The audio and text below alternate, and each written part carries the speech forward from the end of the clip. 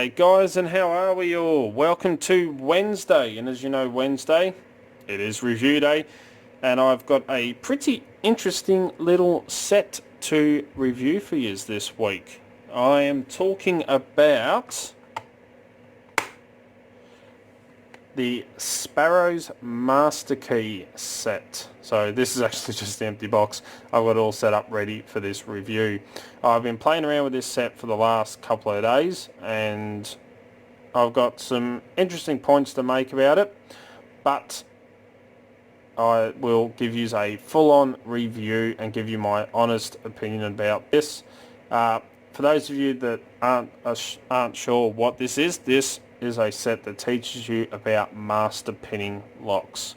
Master pinning is when you take one lock, in this case you can set up 4 locks, have 4 independent keys that will only open their designated lock, plus 2 keys that will open ones. You have 2 other keys which will only open up the 2 designated locks, and 1 master control key which opens all of them, and I'll explain all that in a bit more detail when we come down and have a look. So say you have 2 complexes and you have 2 tenants in one complex. So it could be apartments, it could be a workplace, whatever it may be. You have 2 tenants in one building. You have Mr. Spades and Mrs. Clubs. So Mr. Spades has his key to his room. You have Mrs. Spades, Clubs, who has her key to her room. You then have Mr. Hart, who has a key to his room in the other complex. And you have Mrs. Diamonds, because we all know diamonds are a girl's best friend, that has a key to her place in the other complex. So you have 2 separate complexes, 2 residents in each complex. You then have a maintenance person who looks after tongue-tied, who looks after 1. And then you have a maintenance person who looks after the other building. So you need the maintenance to be able to access both areas in this building, and you need your maintenance person to be able to access both areas in this building, but not be able to access each other's. So that's where master keying comes in. So you have the owners or the tenants or residents who can access just their rooms. You have a maintenance person that can access both rooms to do what needs to be done in both buildings. And then you, being the owner and the king of them all, you want to be able to have a key to open up all 4 residents' rooms. So this is where the beauty of master keying comes in, because you can have 1 key to operate all 4, you can have 1 key for maintenance to open up both, and then you have 1 key for each resident in the complex. This kit by Sparrows teaches you how you go about making a master key system. So for this demonstration, I have set up a brand new lock. This is one of the Sparrows progressive sets. It's the 5-pinner. I've set this up to pin up for 1 key because I've noticed a slight flaw. Well, it's not really a flaw, it's a bit of a defect in this system, but I'll explain all that. So in the kit you get all the keys with their designated pictures on them for what locks they go. You get a plastic case to set everything in, and when you open it, if I can get it open, on the inside here you have a sticker with each key's symbol on it, and you get all these numbers. Now the bottom row of numbers for each key are your key pins, and the top row is your master wafers. So in this set you get a nice little box with an assortment of pins. So we've got key pins in 1, key pins in 3 and key pins in 5, which correspond to the numbers for your key pins here. You then have 2 extra little boxes in 4 and 6, which are your master wafers. Now master wafers, as you can see, are like mini pins. They are tiny little segments of pins, hence the name wafers. Plus you get a nice little box with some extra springs and drivers just in case you need them or you lose anything. Get a nice little parts box as well. So Sparrows have set this up so it can work in their training locks, their progressive set, the revolver and the clear training lock. Now I've gone and I tried to set this up in this one, that's why there's a follower sitting in it, but there is a little bit of a flaw in the design and I will talk about that in a minute. But I have pinned this one up. So I've pinned this up to the spades key. So the spades key will work in this lock. So this is for that tenant in this complex. So which means that nobody else's key out of the 4 residents will work in this lock. So we'll try Mrs. Diamonds. No. Try Mr. Hearts. No. As you can see, only the designated key will work. So the resident can access their room. So now this is where the joy of master pinning and learning how the master pins work come into effect. The maintenance person can access both rooms on this side. Due to the use of master wafers, he has a completely different key. And as you can see, the biddings are completely different. He should be able to enter the room to do maintenance, which he can.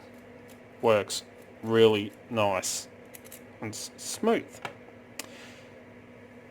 And because of the master wafers as well, the king who owns all the buildings, or all the 2 complexes, he has his own key to be able to access all 4 rooms. He should be able to enter. Now this does snag quite a bit, as you can see, unless you really let go and you just barely touch the key, and I'll explain why very soon.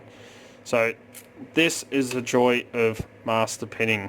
You can have multiple keys, in this case 3 separate keys to open one lock, and no other keys will be able to. The downside of master pinning, and I just want to put that out there, is it does give you multiple shear lines, because instead of just having the one shear line between all your drivers and all of your key pins, you now double that, because you have a shear line between your key pin and your master wafer and your master wafer and your driver. So you do have multiple shear lines, which is a downside to master pinning.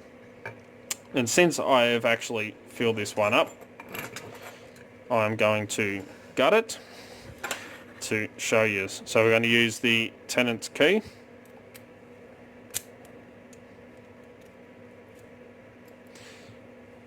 And I'm just going to quickly gut this.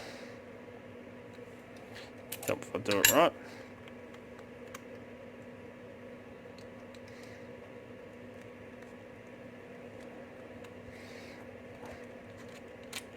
And show you how this actually works. So you've seen it, it was all operating. I'm going to take my tenant key again, and I'm going to use this follower.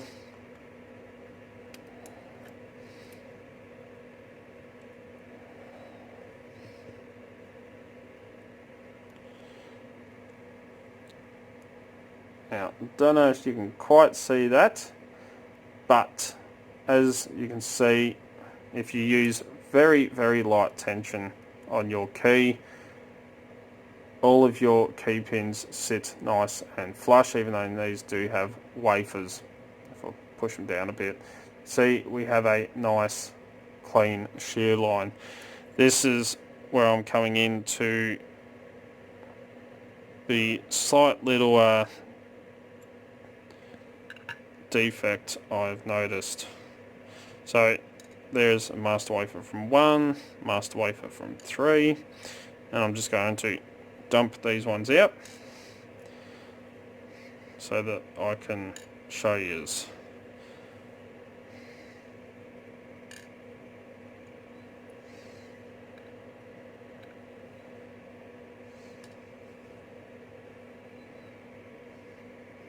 So this is a very interesting set to play with, especially if you are interested in master keying and how master keys work. This is a great teaching aid.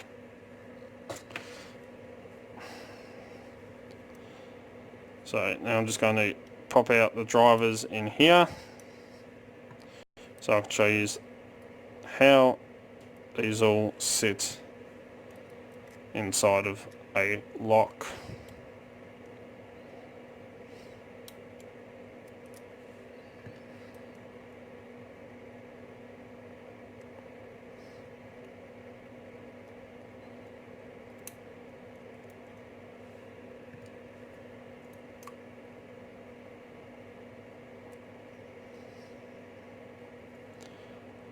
Come on, number 5.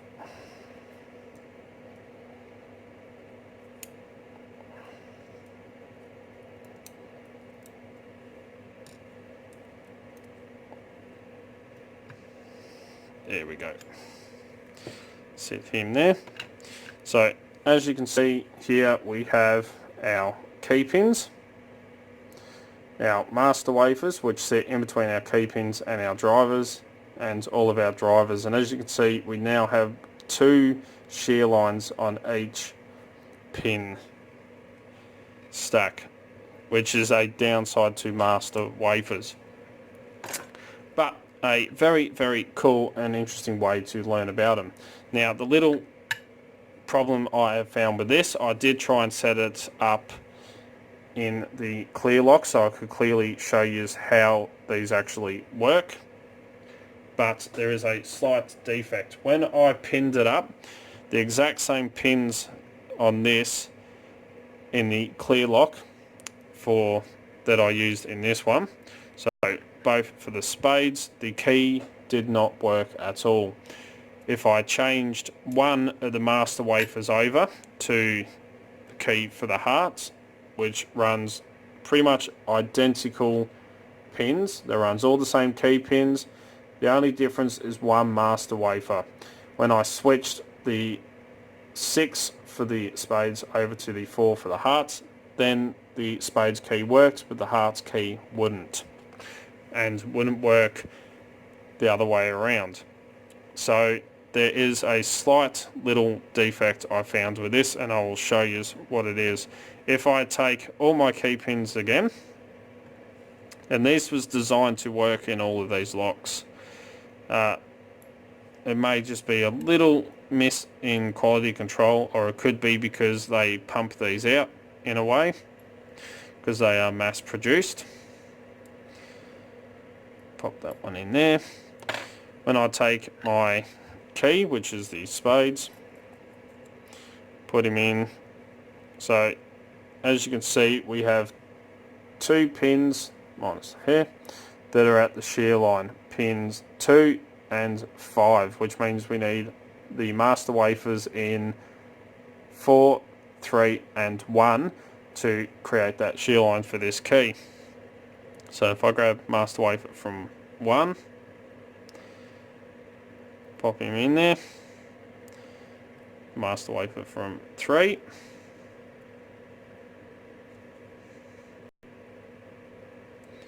set him in there, and 4s to create the shear line for that key.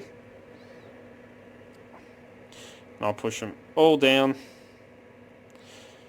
As you can see, pin 1, the master wafer for that, sticks up above the shear line, which causes it to snag. If I push down on that, you can see the key pushes out slightly and the other 2 pop up. If I push down on them, the key goes back in and 1 pops up.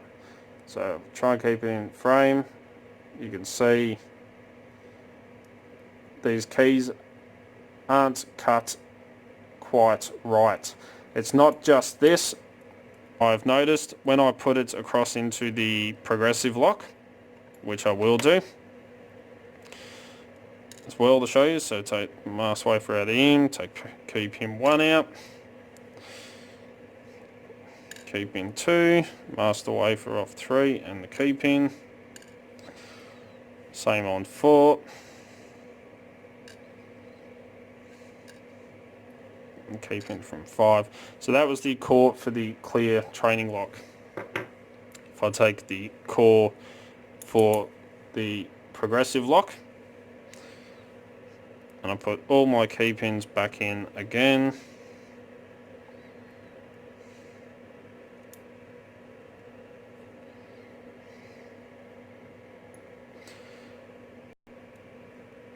so this is the only thing that I found a little bit disappointing. It's not that big of a deal because you still learn about master wafers and stuff, but if I take the same key again, we pop him in, you'll see that we need the wafers for 1, 3 and 4 again, so I'm going to pop them in.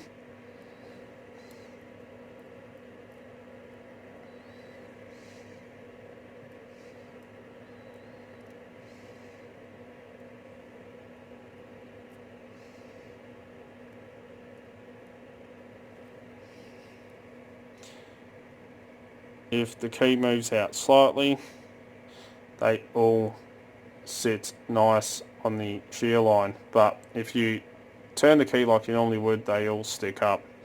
So this is, it's not that big of a deal because you still learn about master wafers and master pinning a lock. Just can be a little bit irritating. Now the one key that gives the most trouble when it comes to this was actually the master key for all 4 locks. So we've got all our key pins in. I've taken all the master wafers out. I'm going to pop him in. So now we only need 2 master wafers in chambers 5 and chambers 2.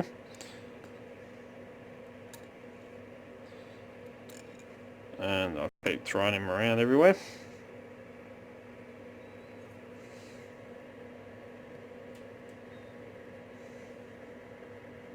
These are all meant to work off the same one.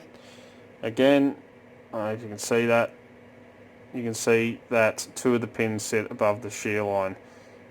Push them out, the key does come out a little bit, so you need to be very, very light in your tension.